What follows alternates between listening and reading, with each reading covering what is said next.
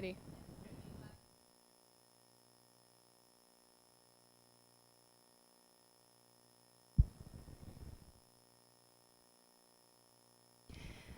Good evening, PUSD parents. You are watching the live stream of the PUSD reopening Q&A.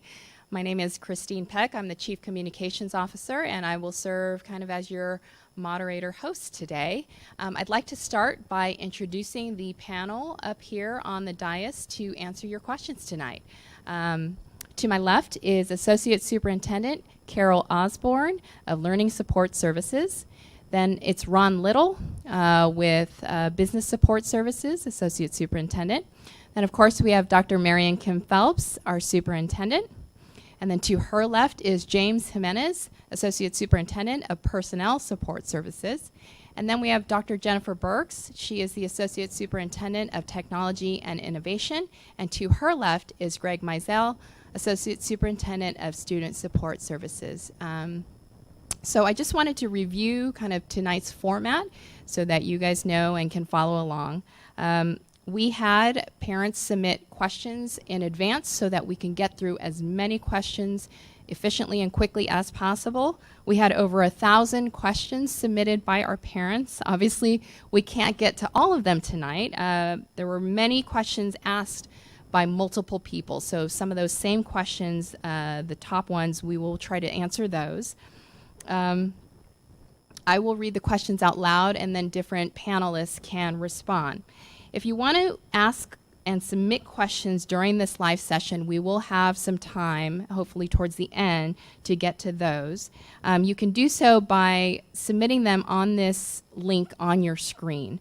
The link is a tiny URL, and it's tinyurl.com/PUSD PQ. And so we'll have somebody monitoring those questions as they come in, and hopefully we can get to those. Panelists, I just want to remind you, this is being recorded, and we will be able to post this afterwards on our PUSD reopening website. And when you do speak, please unmute your mic before you speak. And with that introduction, I will turn it over to our superintendent, Dr. Marion Kim Phelps. Thank you, Christine. Good evening, everybody, and welcome to our live stream Q&A. I want to thank all the thousands of parents who are joining us online.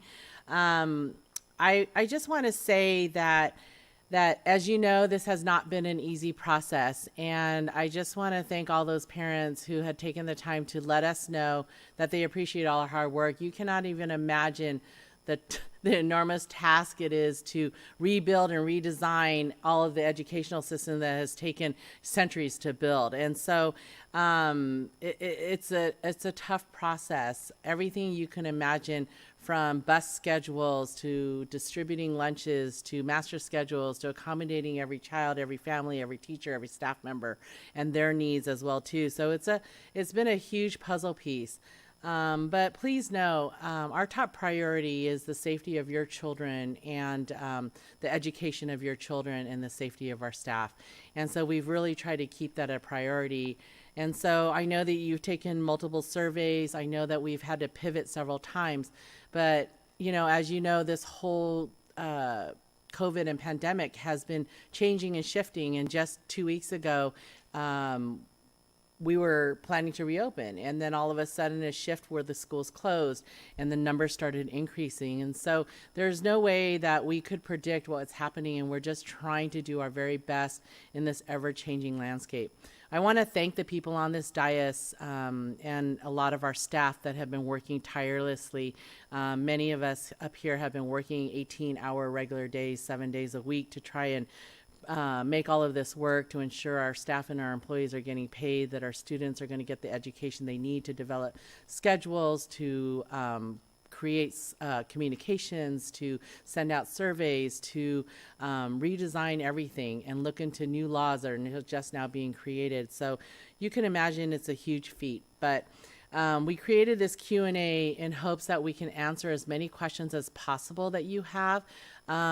So please know that we're doing the best that we can, and we will do whatever we need to do to try to accommodate as many families as possible and address everyone's needs. So with that, I guess we'll go ahead and get started. Let's get started. And so what we did is with the questions that were submitted in advance, we did kind of group them together in categories. The first one is more general, and Dr. Phelps, I'll just start with you. The first question is, why did we push the start of the school year back? So we pushed the start of the school year back to September because as soon as the governor announced that our schools were going to be closed and numbers were increasing, pushing the start date back gave our district the greatest chances possible to honor what at that time, over 60% of our families wanted was to come back to our campuses. And now it's actually around 70%. So pushing the start date back helped us to give the best possible chances for us to reopen our campuses for students to come back to on-campus learning. In addition to that, CIF also announced that they're readjusting their athletic schedules to start in January. And so that was going to already go through the end of June. And so this also allows us to kind of align our school schedule with that as well too. So if the main reason to push back is for the best possible chance to physically reopen schools, why can't those choosing virtual start on time?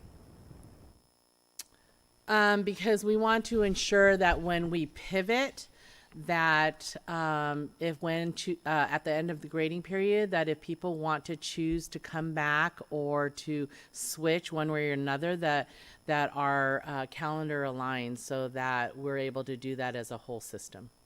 Yeah, that makes sense. Another question for Dr. Phelps. Why are you wasting time trying to develop in-person schedules when we might not come off the watch list? You should be spending time developing virtual learning instead of ignoring reality. We haven't been ignoring reality. We've been living in the reality, and it hasn't been easy.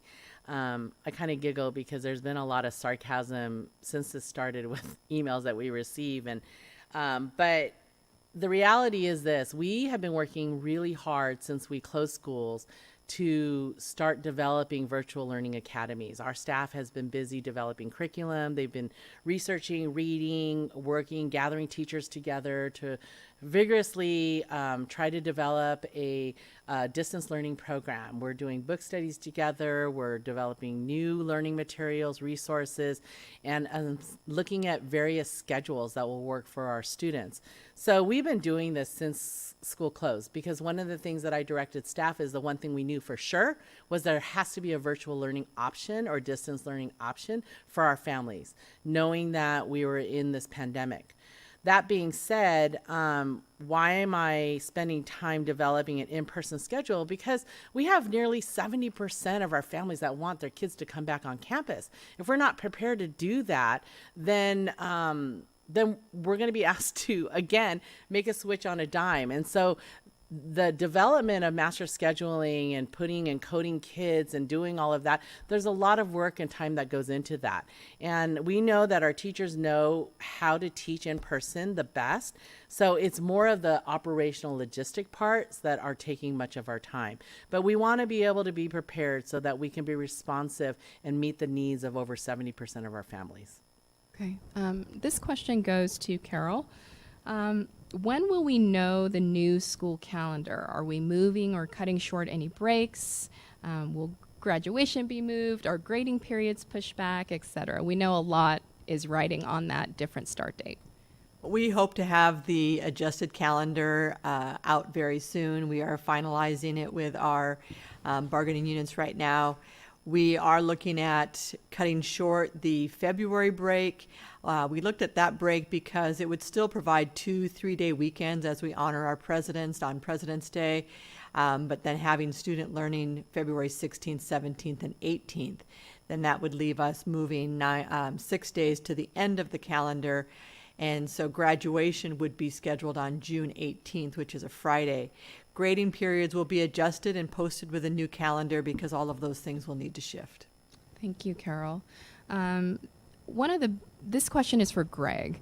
So one of the things that we keep talking about and what Dr. Phelps referred to was this coming off the monitoring list to be able to reopen schools. So what is the criteria to be on or off the state monitoring list for schools to reopen in San Diego County. And if we could refer to this slide that we have up. Yeah, so this is from the County of San Diego, and it outlines the triggers for modifying health officer orders. So as you know, right now, we do not have the option of being open brick and mortar. And until we address the three areas of concern, case rate, community outbreaks, and case investigation, will continue to be on our state's monitoring list. I believe as of today, there's still 32 counties of the 58 in California on that list. The case rate, we're at 139.4. We need to get below 100. On the community outbreaks, we're at 24. We need to get below 7 during a 7-day period. And over on the case investigation, we need to be up. 70% need to be investigated within the first 24 hours, and we're well below that right now. So, Okay, that's actually very helpful. That's the first time I've seen that graphic. Thank you. So then, piggybacking on that, when will we know if schools can physically open by our start date on September 2nd? Is there like a cutoff date? so it'll be mid-August, and if my math is correct, it'll be August 19th. So if we're not off the monitoring list by August 19th, you can expect that come September 2nd, we'll open virtually. Okay, thank you. Gonna hand this one over to you too. In general, we have a lot of questions from our families with students receiving special education. How will IEPs be met? That's a great question. It's one a I get big often. question. Yeah, it is. Yeah. So I've sent recently a communication out to our community. We will begin the process of reconvening IEP teams after September 2nd, once schools are reopened, virtually or otherwise. And another component of that is assessments, and I've shared this as well. We are exploring options to recommence assessments so that those IEPs that from March to June sit incomplete can be completed. Okay, thank you. This is moving over to Carol and your expertise. The question is, will there still be state testing during the 2020-21 school year? At this time, the answer is yes, that we will have state testing is scheduled. So we begin with LPAC, our English Learner Assessment. However, we need to be able to be in person to do that, so it will have to wait until we have the opportunity to be on campus. The SBAC, or the California Assessment and Student Performance, is also currently scheduled that we take in the spring, so we will continue to monitor that and update if there are any changes. This is a common question as well. So we're giving our families options to select for learning. So is the curriculum the same across all the learning options? Yes, so as we are developing lessons for virtual learning, much of our curriculum have online subscriptions and online resources that accompany the curriculum, and we use those regularly in the classroom, which now makes it very helpful so that we are able to leverage those during virtual learning. So we will be using the same curriculum across our learning options, including the Poway Home Education Program, also use our regular curriculum. The change that we have is maybe the Edgenuity curriculum is a little bit different because that is a specific online curriculum that we use, but otherwise, and even that is accessed by some of our students during the regular school year. So the short answer is yes, we are using the same curriculum across all learning options. Okay, thank you. This question is for Jennifer. Will PUSD be providing computers and internet access to students who need it? If so, when and how will that be done? Thank you. Chromebooks will be distributed to any student who needs a device. This will take place prior to the start of the school year, similar to how Chromebook distribution was completed last spring. Devices will be sanitized and checked out at each school site. In response to the question regarding internet access, the site and the district will work with families in need of internet access. Our San Diego County Office of Education has been working really hard in negotiating special contracts with many service providers to reduce cost, to streamline the sign-up process, as well as installation. And we also have some options with hotspots to support as needed. Okay. The next couple questions are for you as well. Are all PUSD teachers going to receive virtual training if there's a chance that we all start virtual? Great question. Yes, all teachers will receive opportunities for professional development related to virtual learning and instructional resources. We also have moved the September Professional Growth Day to the beginning of the calendar to allow for additional support for teachers in preparation if we go virtual, and as far as support completely around technology integration, instructional resources, processes around cleaning and disinfection, safety guidelines, and so forth. Okay, thank you. Jennifer, what are some of the online platforms that the district will be using?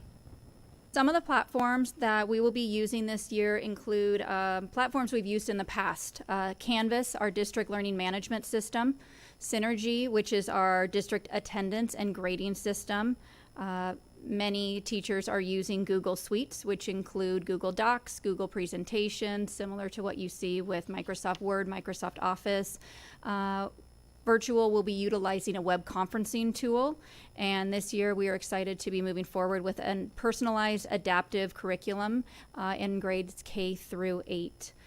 Additional startup resources will include things like Flipgrid, Seesaw, and a few others. The Tech and Innovation team is putting together tutorials for all of our staff, teachers, classified staff, as well as parent tutorials on these resources as well. Okay, good, because all of those things that you listed are like now jumbled in my head, but the fact that you will be providing kind of parent education resources, that's great. But just want to clarify, because one of the things that we heard from our community was that distance learning needs to, or virtual learning needs to focus on one platform, kind of a one-stop shop. So can you clarify that? Sure. We are going to be on our district learning management system, which is Canvas. It offers a lot of features. It offers the communication with parents, students, and teachers. And so we have that ongoing communication to be able to push out feedback, input, assignments, and so forth. So we will be providing modulars. We will be providing training. Teachers can do that with one of our tech and innovation coaches. They can do it self-paced. And we will be providing that support throughout the school year. Okay, so Canvas will be the main spot, and then any of the additional apps or related, excuse me, things will be coming from that spot.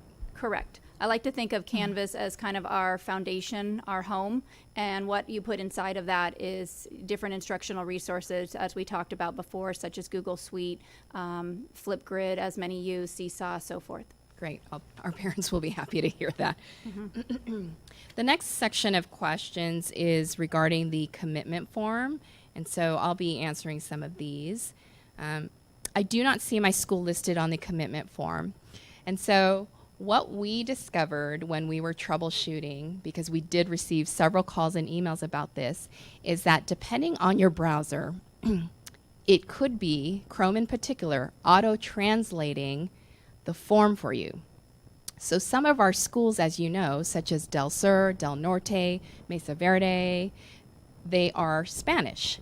So parents were not seeing those schools listed. Instead, they were seeing north of the south, green table, beautiful earth. So it was confusing to them. So if you don't see your school, then make sure your auto-translate is off on your browser. Another tip, for Valley and Abraxas, because those schools are on different school calendars and they are handling their families' learning options separately, they are not a part of this form. Another question we received is, if I already submitted a form for my children, can I change my mind? Should I fill out a new form? Yes, if you change your mind, go ahead and fill out a new form, and the results on the back end are timestamped, so we will take your later response, so that's easy to do. Do we have to commit to a learning option for the whole year? Can we switch mid-year? Yes. And so in previous communications, we had indicated that there will be chances for families to change their minds. It's not an entire year commitment. At this point, we see the changing of the mind process may be happening after a natural grading period, such as a quarter or a trimester. what if my ex-spouse and I do not agree on which learning options to choose?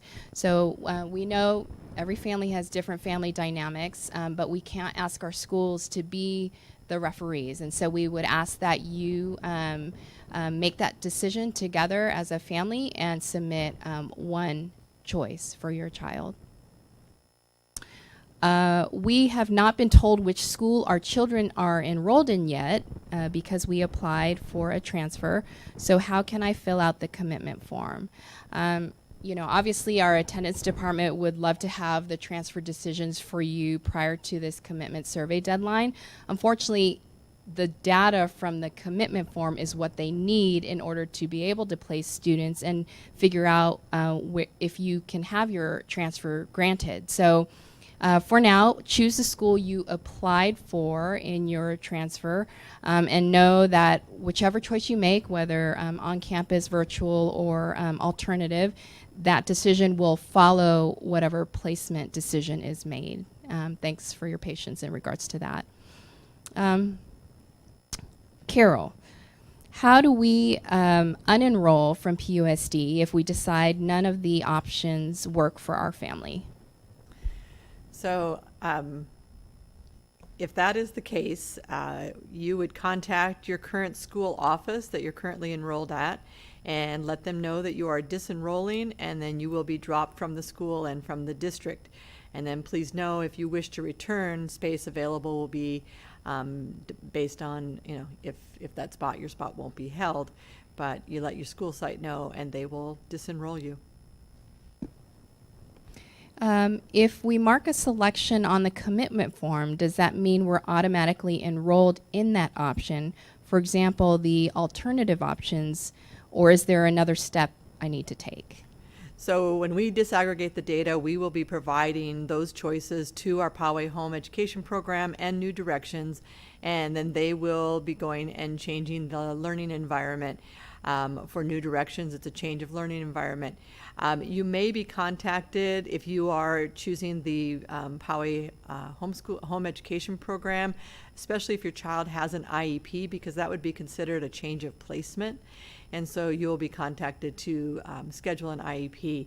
But the commitment form will be shared so that you will be automatically transferred and scheduled into those programs. Thanks, everyone. Okay, so now we're going to transition into some health and safety questions that have come in. The first couple are for Marion. Yeah. Can you make the mask mandate apply to all grades, not just third grade and up? We need to follow the CDPH guidelines, and so we'll continue to follow those guidelines. Okay. What will you do if students refuse to wear masks? Are there consequences? Carol? Yes, the California Department of Public Health guidelines do include the language that we would need to, I just lost the word, we would need to exclude a student who is refusing to wear a mask. There may be health conditions, then they may be exempt.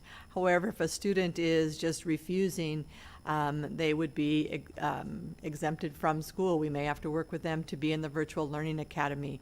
Our goal will be that we provide parents and students prior to the school year beginning information about how to properly wear your mask and how to put it on. And we will also talk about that on campus, because we want to make sure that we're talking about what good character and why. Why is wearing a mask on campus not just helping you, but helping your students and teachers next to you? So we will be making that expectation very clear, and there will be accountability for that. And if students are continuously refusing to wear their mask, we will exclude them and or recommend that they join the Virtual Learning Academy. Okay, and then following up on that, it is difficult for children to wear masks all day long. It's difficult for adults too. Will there be some type of mask break during the day where kids can go outside, be socially distanced, breathe in some fresh air? Yes, that will be important, and we've talked about how we might use the fields on our campuses so that we can have kids be outside and have a mask break and be socially distanced. What we know is our kids need to see each other and have also some of that social time. So those kind of breaks would serve two purposes. So we will be building in some mask breaks, but it will be only when kids are outside and can be physically distanced so that they can have a break and breathe fresh air. Okay, thank you.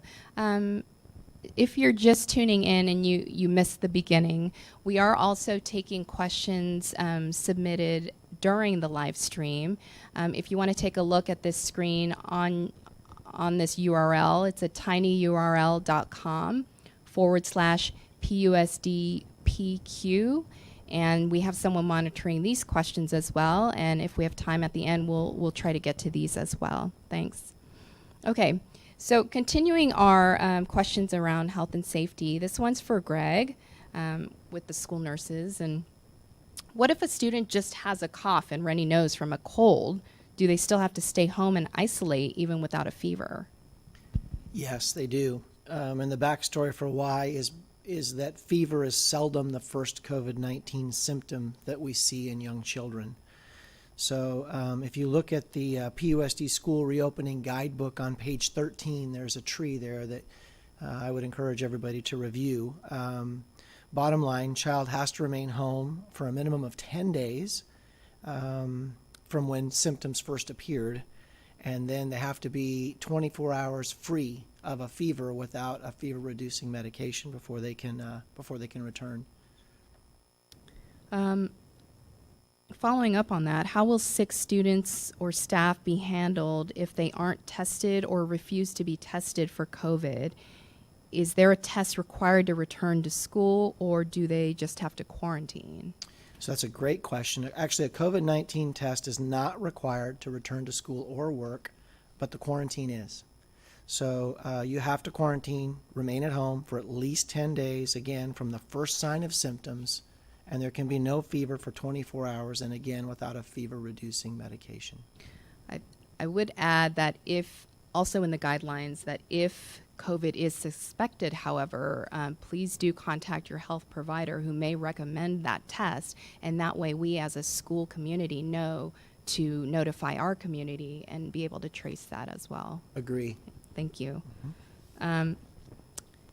If one of my kids has to quarantine because they were exposed at school to a COVID positive person, will all of my kids have to quarantine? I have 3 kids in 3 different schools. Yeah, this is a tough one. Again, under the current circumstances, the answer is yes, they all have to quarantine. And I know that's going to be a challenge, and I know that's going to create hardship. But we're not living in a normal space, nor are we living under normal circumstances. So for the sake of the community, that's the requirement. Thank you. On that note, what is the process of notifying families of positive cases? And I'll take that one. So in our guidebook, there is the CDPH guidelines around what happens if there is a positive case. And if there is a positive case, then we would not only notify that student's class or cohort, but we would notify the entire school, because as we know, depending on contact and different class periods, there could be a wide-ranging effect. James, what material are the student desk partitions, and how will they be sanitized? Thank you. So the student desk partitions are a material made of cardboard. As they're left out at the end of the day, they will be disinfected nightly as part of a cleaning protocol, which includes the use of electrostatic sprayers that will be used every evening after school is over throughout each of our classrooms, as a very thorough method of disinfecting the classroom environment, the table surfaces, the chairs, and including the cardboard partitions that would be left on the tabletops. So are you hiring extra custodians to clean and disinfect classrooms and schools more frequently throughout the day? Yes, so the district's goal right now is we are recruiting for additional custodial positions for this year under the COVID-19 environment. So we do anticipate hiring additional custodial staff to be available to clean and disinfect classrooms to ensure that we are disinfecting those classroom environments each night, and also disinfecting and cleaning any other high-touch areas around the campus more frequently during the day. As part of the plan, we know that there will be hand sanitizer in every classroom and hand sanitizing stations throughout the campus. This parent question says, hand washing is preferred over hand sanitizer, so will students be washing their hands upon entering campus or their classroom? Good question. So students will absolutely be encouraged and taught to wash their hands, and we hope multiple times throughout the day. The hand sanitizer dispensers will be located at all campus entry points for students, and they're expected to sanitize as they enter campus. The sanitizer will also be available at various locations, strategic locations of high traffic for our students throughout a campus where they most likely would pass. And students may also access the bathrooms, restrooms, or utilize classroom sinks, which many of our classrooms have, for hand washing as well. And I think, Carol, you were mentioning that for especially the younger ones, you might have to build it into the actual school day. Right, as we are, if there's recess, that washing hands before, washing hands after, and building that in. It's absolutely, it's something that TK and kindergarten teachers have always been taught, teaching our kids to do, but now we need to be more explicit and make sure that we're doing it thoroughly. Also, Carol, students' mental health demands have risen due to school closures and quarantine. With the increase in adolescent mental health cases, are you hiring additional counselors and psychologists? So at this time, we are not able to hire additional counselors and psychologists. If you've watched the state budget, we are being funded at the same levels that we have been funded on in the past, this past year. So we are not able to add additional staff. However, our counselors and school psychologists will maximize their time and support our students. We're also looking at partnering with an organization that focuses on social emotional learning so that we can help. It actually starts with all of us as the adults and thinking about how do we use some strategies to calm ourselves, to reduce our anxiety, and it's strategies that we will be providing to all teachers in the opening professional growth day so that we can be in those moments. If you see that student who has a test coming up or is stressed about work they have to do, that we're able to intervene in a more informed way and consistent. So we'll be looking at some of those self-regulation strategies and supports for all of our teachers. Okay, so we're going to transition into some of the learning option questions. So one big one, as you can imagine, is around the AMPM or AB schedules. The first question is, why was the decision made to move to AMPM or AB when PUSD said that wasn't an option early on? Okay.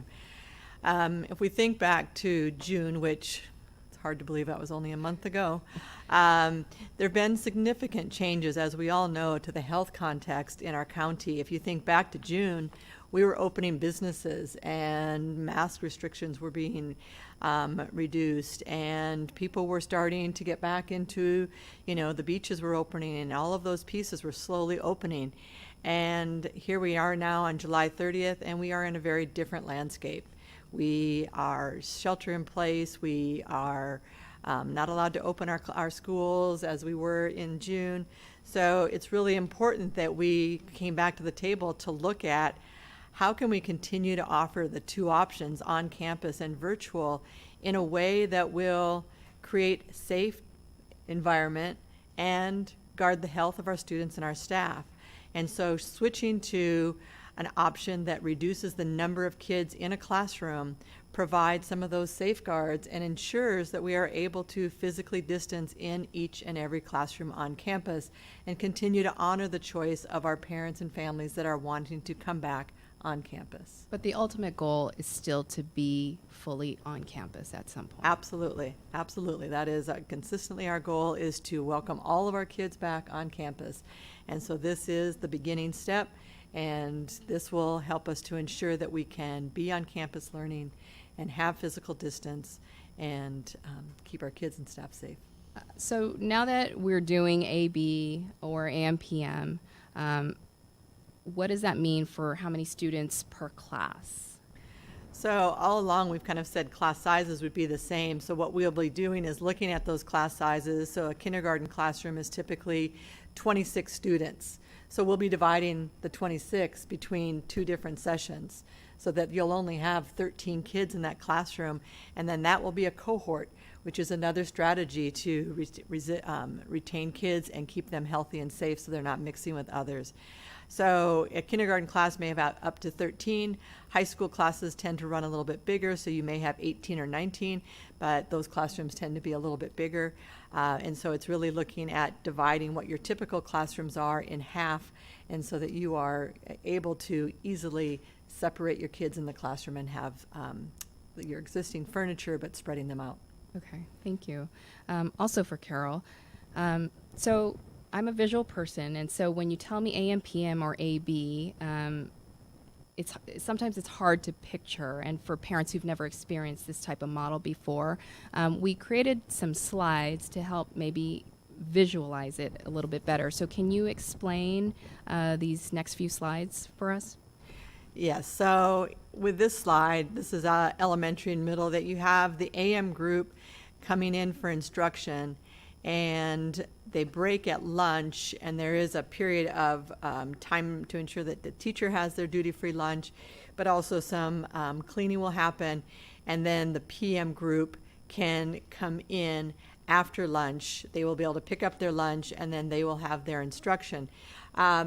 What happens then for the AM group now, you're going home or possibly ESS or ACEs, and our teachers will be planning not necessarily virtual learning, but we will be extending activities that were happening in the classroom. So we have purchased some adaptive curriculum that students would be able to use, and it would be very personalized pathway that they can use during that time in the afternoon. So learning does continue if you're in the morning group, as well as perhaps some extension activities. If you're in elementary and you have a playlist, you worked on some of the activities while you were in class with the teacher, you can continue to work on that playlist in the afternoon and continue to extend your learning.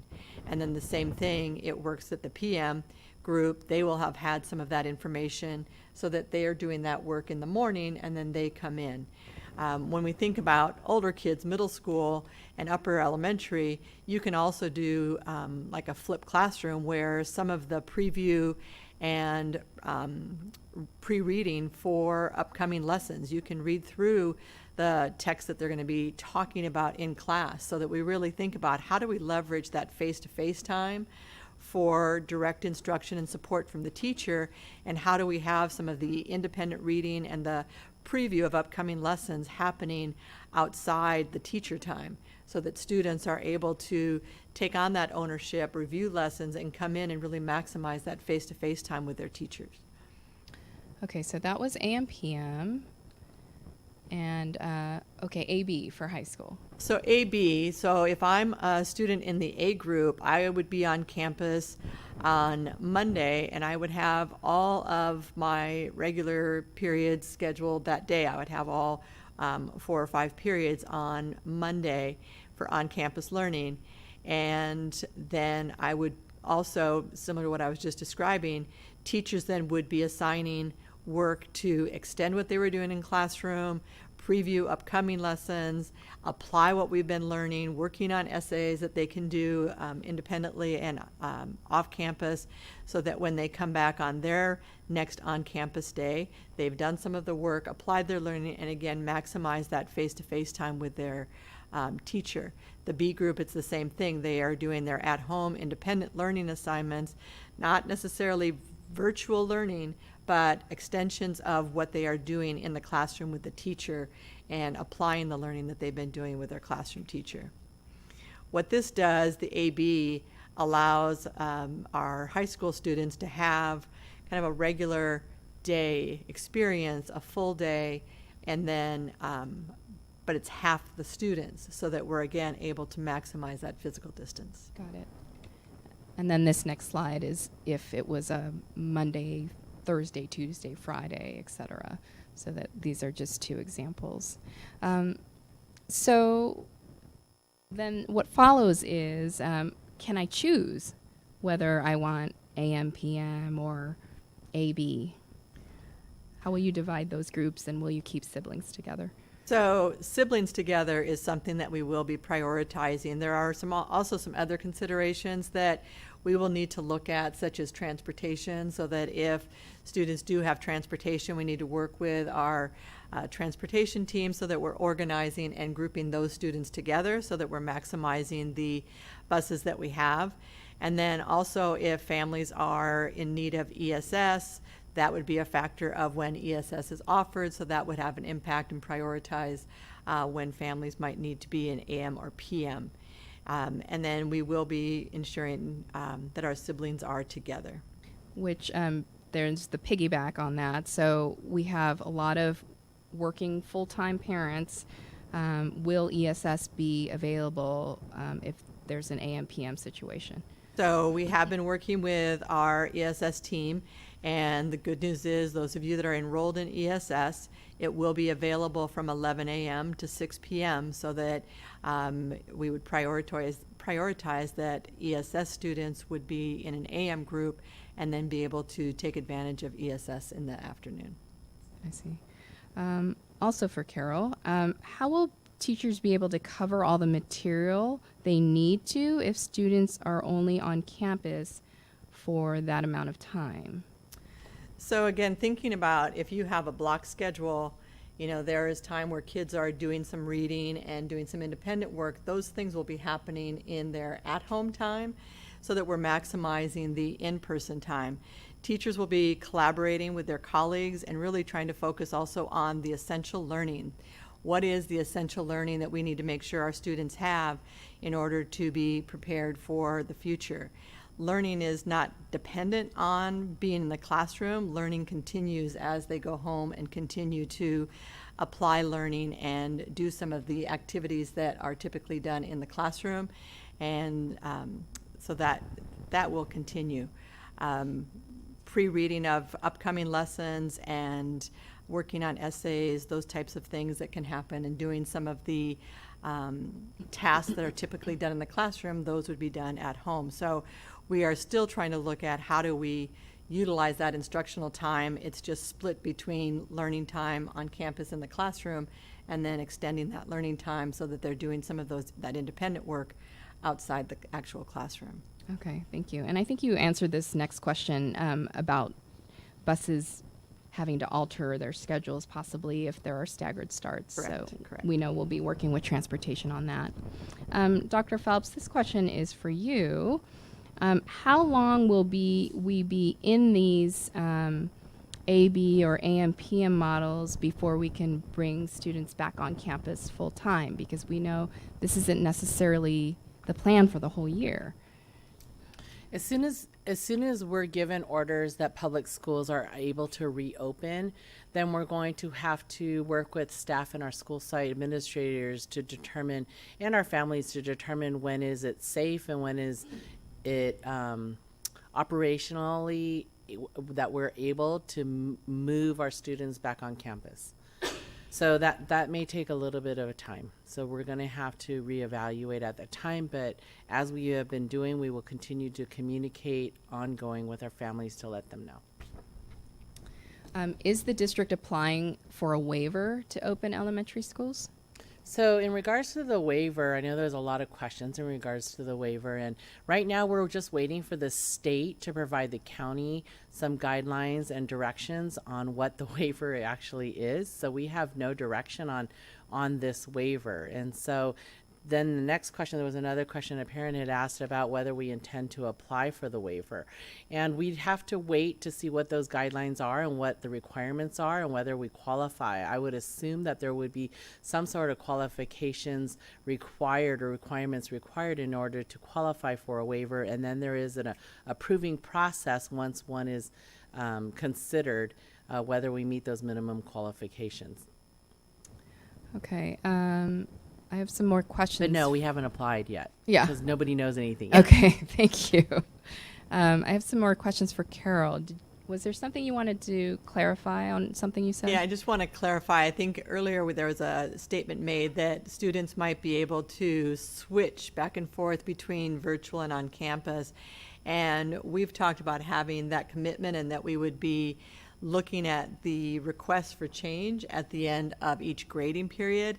And it will be dependent on space available and if teachers are also switching back. So there are factors that will need to be considered before we would be able to say, oh yes, you can all come back on campus. There's 10 kids in 6th grade, come back on campus. We need to make sure that there is room on campus, and or if there are large numbers, that we also have teachers possibly switching back so we can keep that matched. Got it. Thank you. Will a homogeneous gate be offered in the on-campus learning option? So what we know is that the data that we are collecting right now will be informing the recreation of master schedules. And so they will be dependent on the selection that our families make. And so right now we cannot assure that there will be homogeneous gate because it depends on how many students are gate identified. However, what I can assure families is that with or without a gate title, that our teachers work in all of our classrooms to differentiate and challenge our kids. And so that will be a factor that will be important, that whatever classroom our students are in, whether you have a gate label or not, that there will be differentiated instruction to challenge and extend learning for our kids. Okay. So if there are outbreaks on campus after reopening, will you have to yo-yo back and forth between in-person and online and back again? So I think the good news is the question you asked earlier about the curriculum is we're using the same curriculum, and we have kids grouped with their teachers so that if a classroom does need to quarantine, but maybe one student and no one else is sick, then it would be seamless because we would be using the same curriculum and we have schedules all set. So it's not like when we closed on March 13th that we need to make dramatic changes. It should be a more seamless shift so that we have continuity of learning. How will you ensure students, well, you already answered that question. What will online learning look like for the on-campus option if schools cannot physically reopen on September 2nd? So one of the strengths that we have in Poway Unified is our teachers collaborate. So our virtual learning teachers and those choosing on campus are all going to be receiving professional development around the online tools and the resources that we'll be using in Virtual Learning Academy. So we will be preparing all of our teachers to be ready for online learning so that whatever happens, everyone is prepared. So if we do open all online, our on-campus option would be following the virtual learning schedules that have been developed. Okay. This question is for Greg.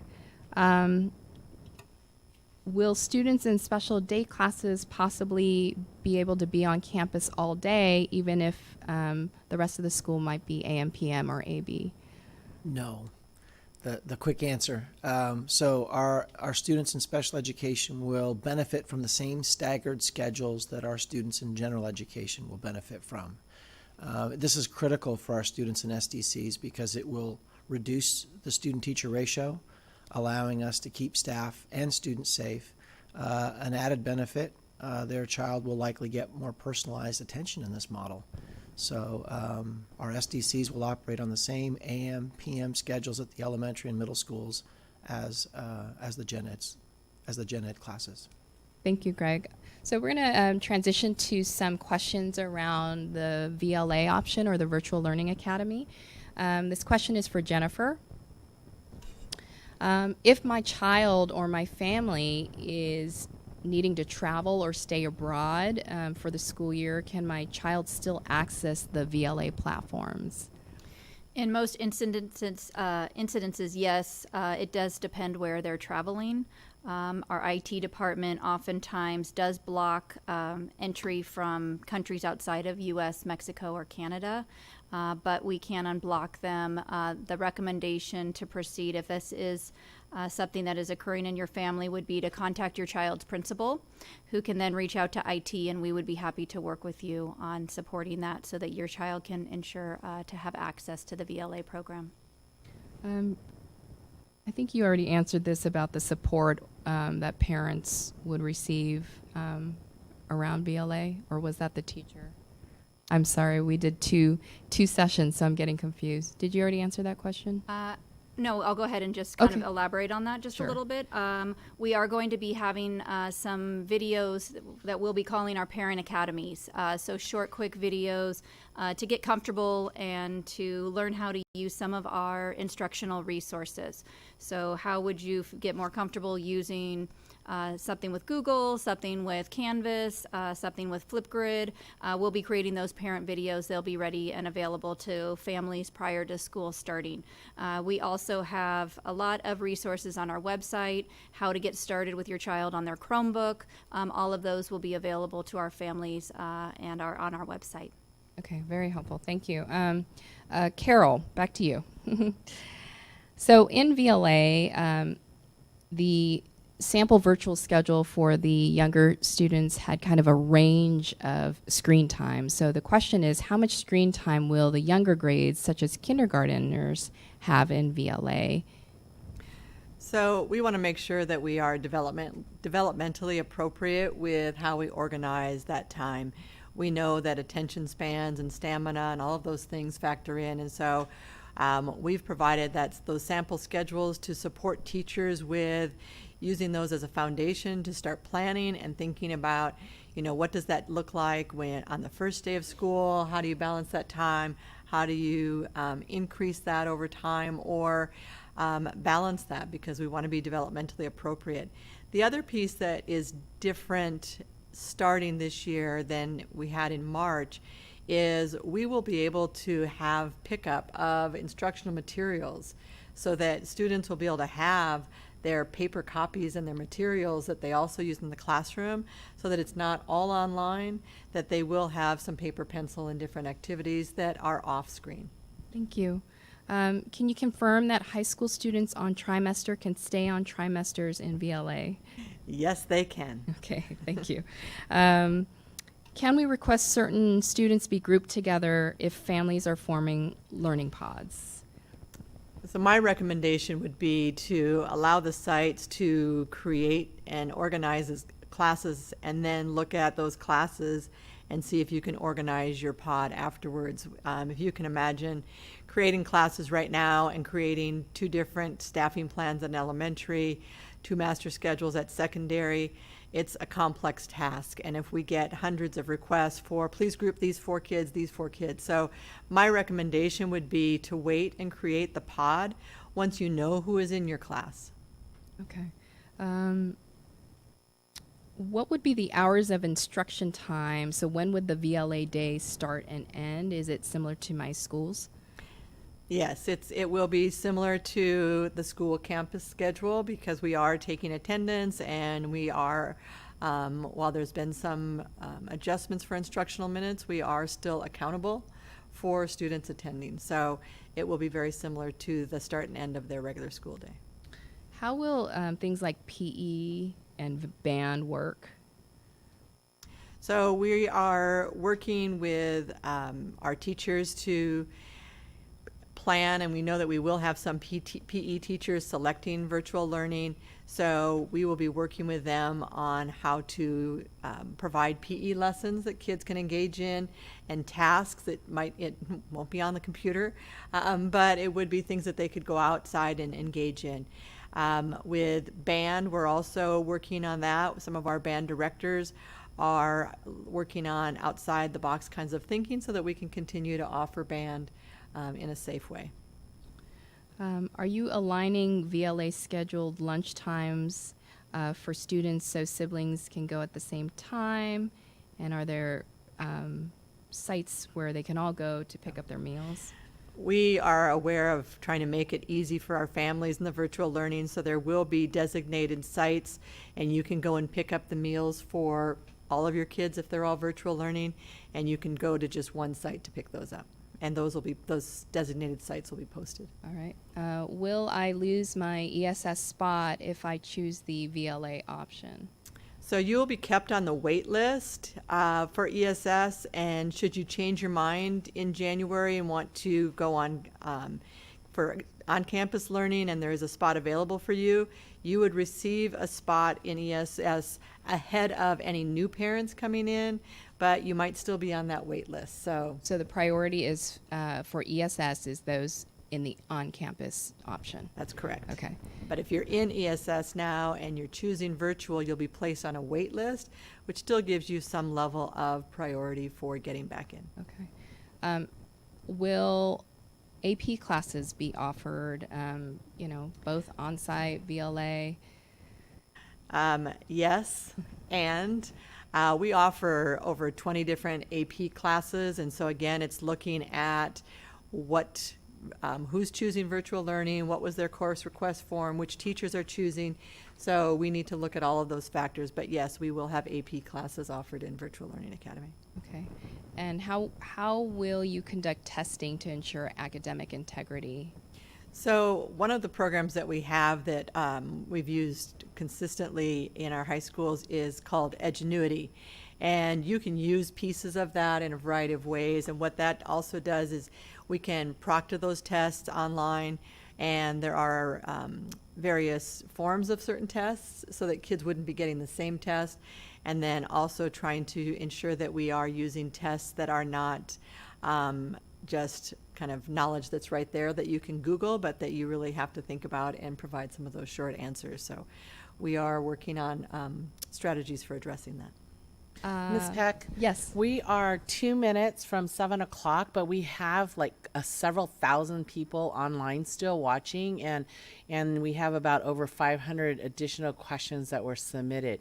I want to at least be able to get through the questions that were submitted prior to this event, because we haven't even gone through all of those yet. We have about 7 more of those to get through. And then I would like to address some of the questions that were submitted online. Much of those questions were, I think, submitted early, so we already answered a lot of them, but many of them are repetitive. So, but I do want to try and address those, and people can choose online if they want to leave the live stream if they want. But if staff on the dais does not mind, we can go a little bit longer to address a few more questions. Absolutely. I think they would appreciate that. Sure. Okay. Yeah, let's extend for sure. Okay, so it's the Carol show. We are kind of moving into the alternative program options now. So we have some questions surrounding that. The first one is, do students in homeschool and independent study also receive a letter grade, and does it appear as a normal course on transcripts? Yes, they will receive a letter grade, and all the courses are the same course code and title as the school site, and there's no differentiation on the transcript. Okay. Does the New Directions Independent Study Program offer electives? The high school has a large variety of electives. Unfortunately, the middle school does not have electives. Okay. For homeschool New Directions, do students have to meet their teachers in person, or can they meet their teachers via Zoom? Students should not be forced to meet in person. Right. So we will have the ability to meet families via Zoom if they're not comfortable, and if families are comfortable and we're able to be open, then we can offer those both options. So. Right. For the homeschool option, is it feasible for one high school educated adult, grandma with no college education, to provide satisfactory homeschool to 2 children, 1st and 3rd grade? Is the homeschool work a mix of written on online? So it is certainly feasible for a grandparent or other adult who has at least a high school education to provide satisfactory homeschooling. There are many examples of adults that provide homeschooling to multiple kids at the same time. Although there's not a set percentage, just like any other classroom, homeschool courses subjects are divided into units, and each unit has a combination of delivery methods, including written, reading, and project work assigned for the students in order to master the content. Is homeschool an option for middle school? I was told the only alternative for middle school is New Directions Independent Studies. For middle school, the Poway Home Education Program and New Directions are both options. Okay, got it. So that looks like that concludes our pre-questions that were asked earlier. So now we have the over 500 questions that were added online, and I tried to go through as much as possible while Carol was doing her Carol show to delete some of the ones that were repetitive and some that are not very nice.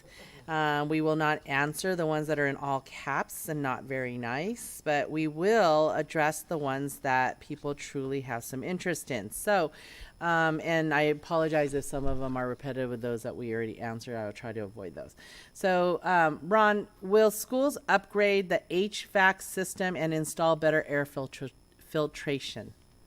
Yes, we are currently upgrading our HVAC filters to MERV 11s, looking at upgrading to MERV 13s. We'll also be running our HVAC systems longer than we have in the past, so extra hours in the morning, extra hours in the evening, and making sure that there's fresh air coming in and circulating 3 or 4 times per hour in each classroom. Can you also address all of the equipment and safety protocols and things that we are providing for every teacher? Let's see the list here. So for every classroom, we will provide hand sanitizer. We will provide disinfectant wipes and disinfectant. We will provide UVC LED wands, sanitizing wands. Thank you. We'll be providing face shields, face masks for the teachers. We're providing masks for the students. What did I miss? There'll be hand partitions, thank you, partitions for the students, privacy partitions, and then there'll be hand sanitizing stations throughout the campus, strategically located as well. Thank you. James, will masks be required during PE? If so, will activities such as running be modified, especially during the hot months?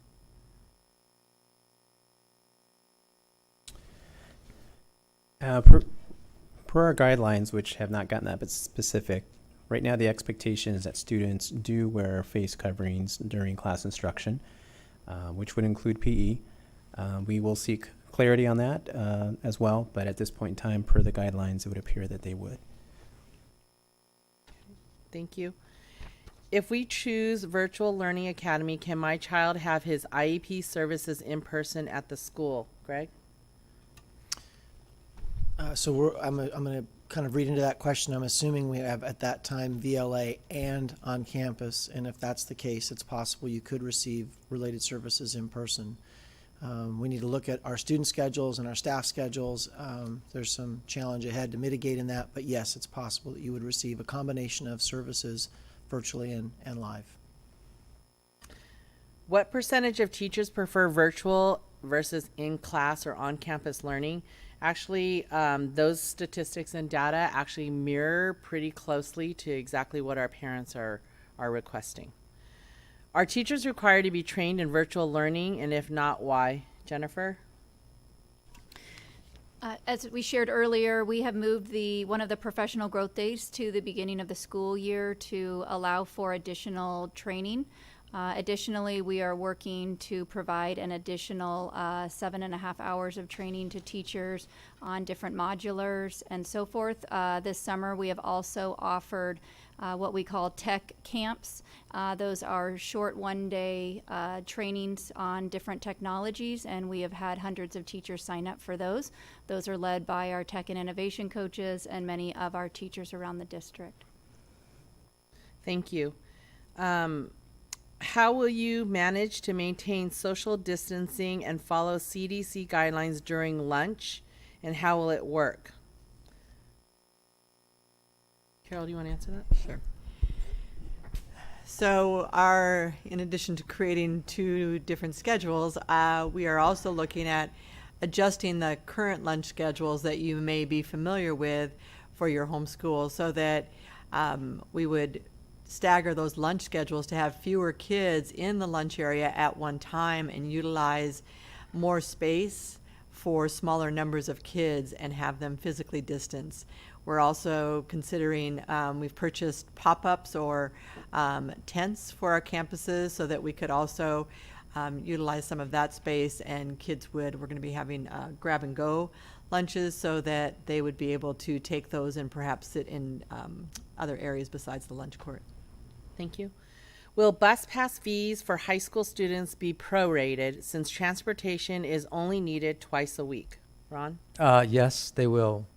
Once we decide on the models for sure, we'll go in and adjust all the transportation fees. I think currently we're offering a $50 discount for parents who buy now, recognizing that there'll be some hit and misses given changes that occur throughout the months. But once we know for sure, we'll go back and adjust and prorate based on schedules.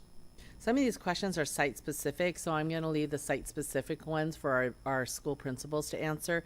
But this one is addressing a site specific, but I'm going to make it generalized. Will bus service be available to and from school for both AM and PM sessions? No, it'll be either AM or PM, but not both. How can parents help our homeschool and our teachers regardless of whether we select VLA or in-person attendance? Oh, that was a nice question. We always welcome any of our parents' help. Currently, we're purchasing tents to provide additional resource centers and spaces, outdoor spaces for our students to be and located. We're always welcome. We always welcome donations and support and help. If we have parents that are willing to volunteer at school sites, I'm sure that with supervision, I'm sure that your principals would be very excited. And if Carol has anything else to add? At the opening of on-campus, we won't be having volunteers on our campuses, but there are a variety of ways that our parents can volunteer and support teachers, and so I know that teachers are already thinking of those ways and will be reaching out to their families for some of those supports. So thank you, and we are grateful for your support.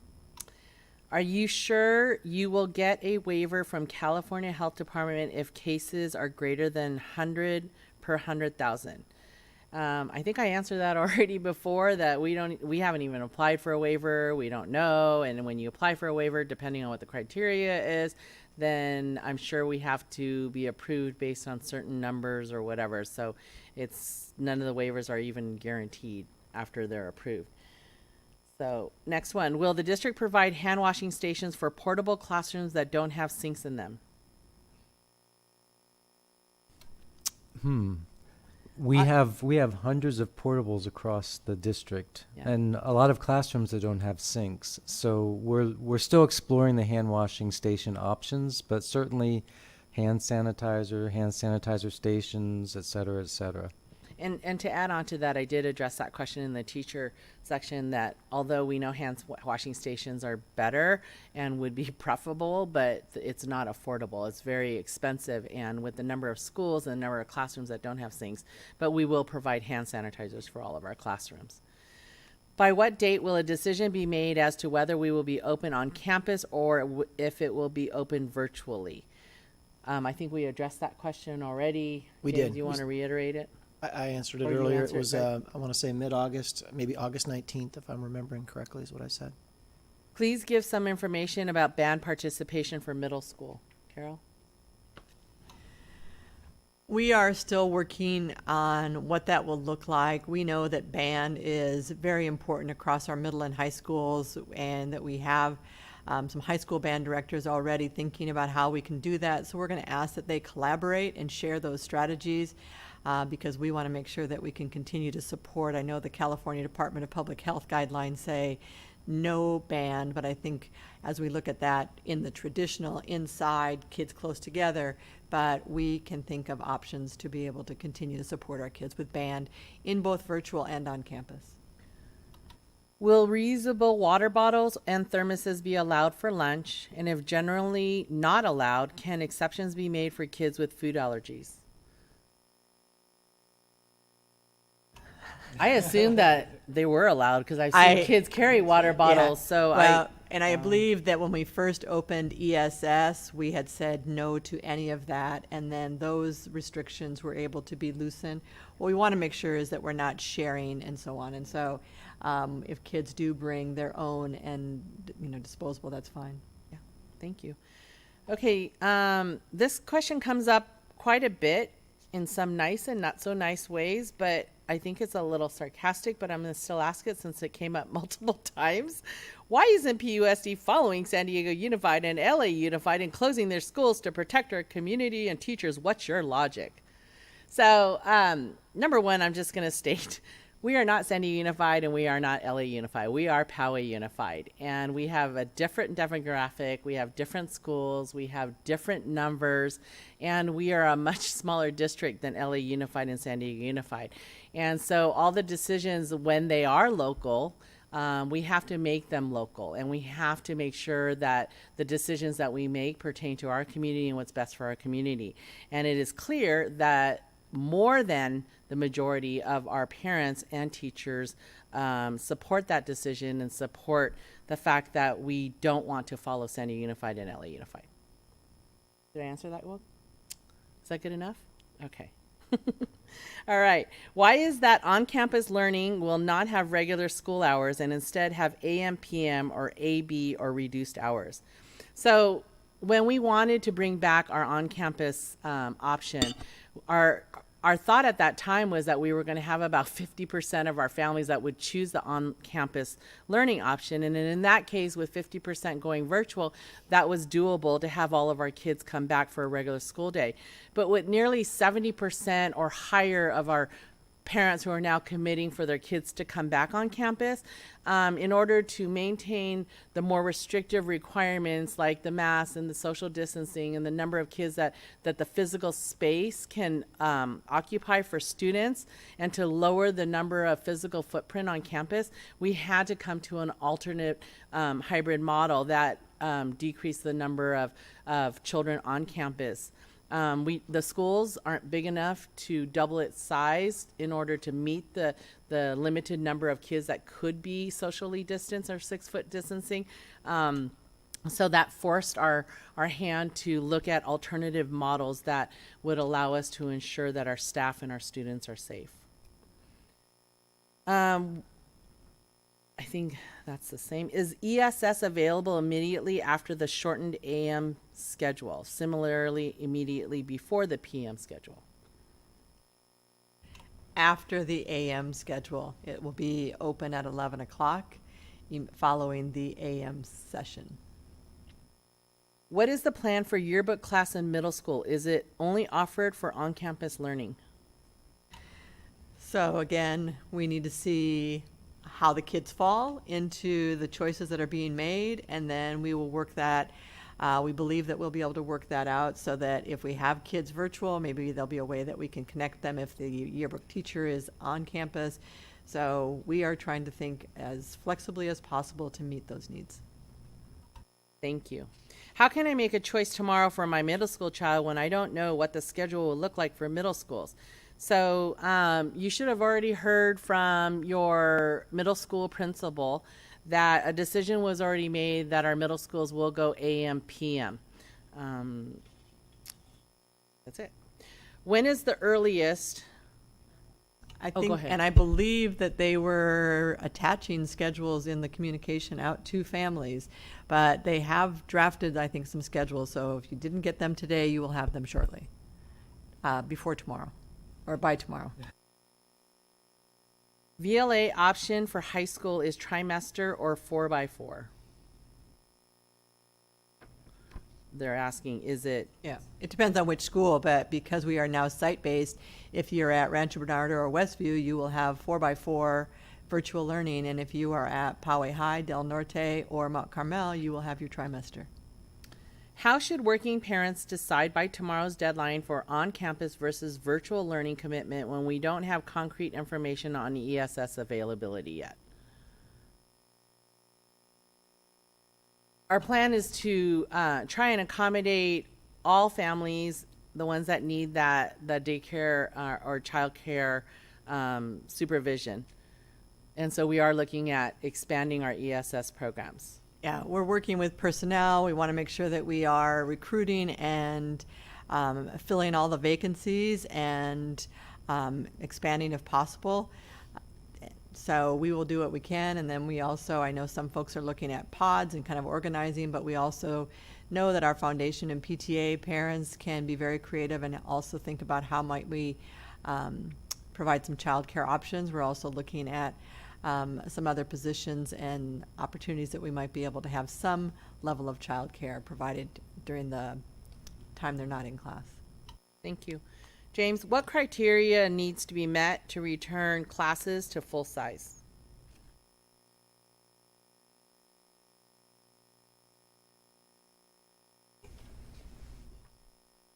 So we are following the guidelines from the California Department of Public Health. At this time, we know that schools can reopen if they are no longer on the monitoring list at the county level for 14 days. That is the current criteria in order to reopen. At this time, though, the guidelines still ask that we achieve 6 foot of physical distancing. As the COVID-19 pandemic improves, we would expect that the guidelines from the California Department of Public Health would also address the physical distancing requirement. If that at a certain point in time no longer was required, then that would enable us to fully reopen with 100% attendance. Thank you. Jennifer, the next one's for you. What actual training for online teaching have the teachers actually received and completed? We have offered, last year we offered over 60 different online virtual professional developments for teachers, which resulted in thousands having training in many of the instructional resources and tools that I shared this evening. Canvas, Synergy, Google Suites, Flipgrid, Loom, Cami, some of these, as I shared, we're going to have Parent Academy, so it's okay. We will share those out with you so that everyone's familiar with those. This summer, we provided, I believe, over 100 different tech camps in a variety of instructional tools led by many of our teachers as well as our tech and innovation coaches. We've had many teachers sign up for those, and we are also in creating modulars, self-paced training opportunities for teachers right now, as well as ongoing virtual professional developments for teachers that they will be able to begin signing up for within the next 2 weeks. Thank you. Please provide an update on if we think choir will take place. I think the latest I heard was that county was looking into choir taking place outdoors. But we will keep parents informed as soon as we hear anything more. Will schools still have picture day and yearbooks regardless if students are in person or digital? Absolutely, I would think, right? Like we would provide that opportunity for all of our students. We will do Want that, anybody yes. not to be in the yearbook, would we? Exactly right. Exactly right. And so it might be come on campus on picture day, and we have a schedule that accommodates that. So yes. Can I request PM for my middle school daughter? We would love those PM requests, I believe. This question came up multiple times, and I believe we answered it, but since it came up so many times in the questions, why the commitment must be 1 year? Can we review each quarter or semester? And we answered that earlier, that parents will have an opportunity to reassess as the district will at each grading period. Okay, this one's a nice one. This one says no question, but we're just giving you support because we're doing a great job. I want you guys to all know you're doing a great job. Those positive reinforcements are always nice when you're working those 20-hour days. Thank you. All right. So, About 10 minutes till 7:30. okay. Will PSAT be offered this fall or anytime during the school year? We're looking at a Saturday option for PSAT. The district is no longer funding that, but we will be providing some information around that. I think it will be in the range of $25, but we are looking at offering that on a Saturday. Will VLA classes be live interactions with teachers and classmates, or will they be pre-recorded? They'll be both. They'll be both. Thanks. We were told at our school today that district will be going 1-to-1 and all students would be checking out a district Chromebook Apps and resources would be also pushed out. Please clarify. Jennifer? We will have opportunities for any student in the district who needs a Chromebook. Will have opportunities prior to school starting to be able to check out a Chromebook at their home school. More details will be coming out about that, as well as information will be posted on the website to provide clarity and information, including a Chromebook handbook, a parent agreement, and so forth. And that will be communicated out in the next week or two from your school sites. And we're also purchasing new laptops for all of our teachers who are going VLA as well, too, right? Or all of our teachers. We are purchasing laptops for our teachers to support with the virtual learning. This allows them to be flexible, have opportunities to bring that to training or do virtual training, depending if they choose to be in their classroom or to be at home. That will include the training and support, and then teachers will be able to also have opportunities to check out their document cameras as well, in addition to the teachers that will support our speech and language pathologists, school psychologists, school counselors as well. Thank you. Will the district be transparent and post percentages of COVID cases on each site? The district, I believe, has been very transparent, sometimes more than I feel comfortable, but we've been very transparent. There's no reason for us to hide any information or data. And by law, I think we're legally required to do so. Okay. Can families choose either AM or PM, or will it be assigned?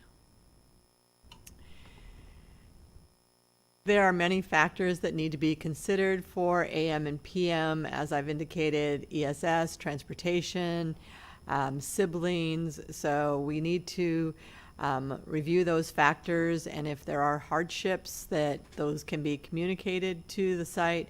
But we really need to be able to look at where space is available. So we can't have everyone choose, because there are factors that each site will need to consider. Students with school's Chromebooks sometimes could not access Zoom fully because the device couldn't handle video or audio. Thus, my student could not participate fully. They could listen, but they could not speak, meaning they couldn't contribute to discussions. Will the Chromebooks being distributed this year be upgraded? A couple pieces on that. One, we have now established a new email address for any families who have questions related to their Chromebook. We also have an FAQ with a one-page to discuss how to get started, as well as how to troubleshoot. So the recommendation would be to reach out to one of our support staff using that email address to be able to answer those questions. Sometimes it's as simple as there's too many tabs open on a browser, and so sometimes, as I know I often have over 20, that can affect the connectability for the device and Zoom. So we are happy to work with any families who need assistance on that. What will our middle schools with academies do? Will they have the academy? Will they be reimbursed if they choose virtual and can't do the academy? So we are looking at that situation, and again, we need to see how the choices are coming in for parents regarding student attendance on campus, and how we can work with our families to provide some of the extra electives that are included in academy. So that is to be determined, and our sites that offer the academies will be communicating directly as soon as they're able to sort through their data, and we will address that at that time. Are we guaranteed a spot on campus if we decide to switch from VLA to on campus? We can't guarantee any spots on campus if people switch. We can try to do the best that we can, but it's all kind of a numbers and a puzzle game. So if someone is currently choosing VLA and then later on wants to choose to come on campus, it's all going to be dependent if there's space available, and dependent on the number of kids we're allowed per classroom due to safety reasons. For the contingency plans A and or B for elementary kids, how do you foresee this beneficial to families where both parents work? So for the AMPM for our elementary kids, As I stated earlier, we're going to do everything possible to ensure that we expand our ESS programs. We're asking for to hire more additional staff to help provide additional supervision for students in other locations outside. We've purchased additional tents to hold students if necessary for supervision, and each site is exploring creative ideas and options with their PTAs and parent organizations. Do students with IEPs get services such as OT or counseling if they are in the PHEP? So the Poway Home Education Program. So our families who have students with IEPs who elect an alternative program were informed earlier this week that the IEP team will need to be reconvened within 30 days of that decision, and that's an IEP decision around related services. So certainly possible those services would be available, but again, that's an IEP team decision.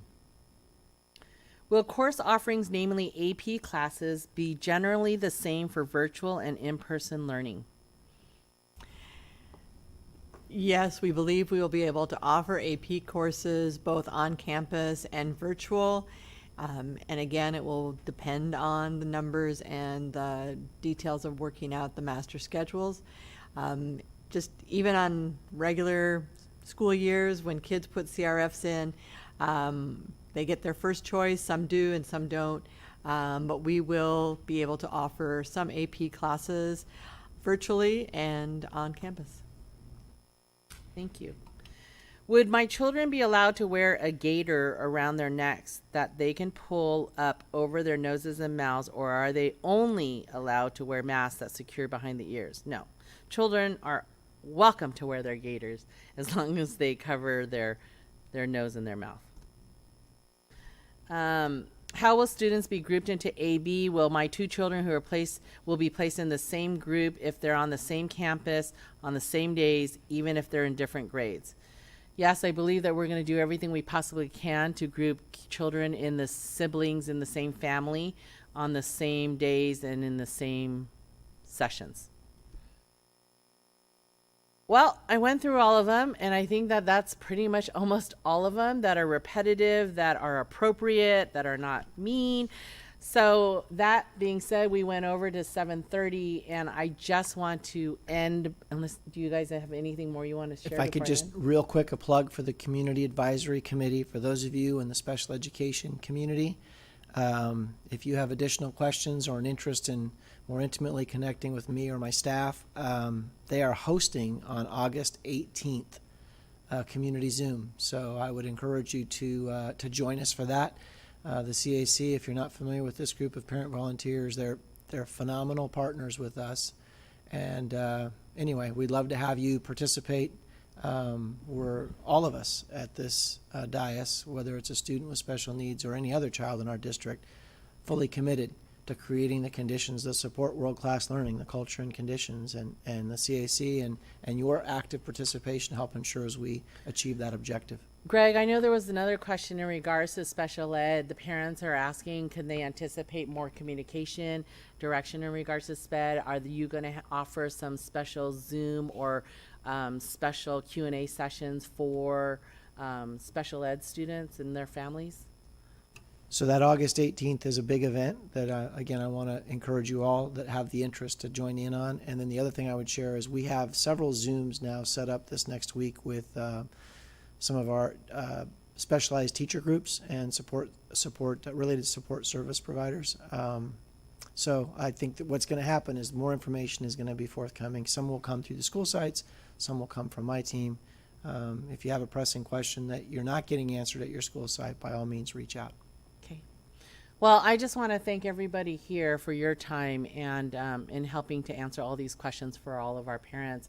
I just want to end by saying that please know that we are working tirelessly around the clock, 15 to 18, 20-hour days, 7 days a week since we closed. And I know we got a lot of really negative criticisms about how dare we actually think about going on a vacation or close. But I assure you that nobody on this dais, my cabinet, my leadership team, we've all been working nonstop since we've closed schools.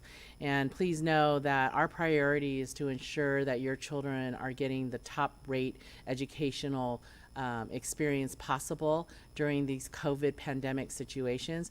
But more importantly is to ensure that we want to make sure that everybody is safe. So I know that some of the emails we received made comments that we wish harm on our children, and that is certainly not true. I personally stay up nights and cry myself to sleep worrying about every single child and family in this district. And please know from the bottom of our hearts that that is a priority. It is important to all of us. And we don't have the option to think about our own families and ourselves. We have to think about the 36,000 plus families that we serve and the thousands of employees that work for us. So please know we're trying our best.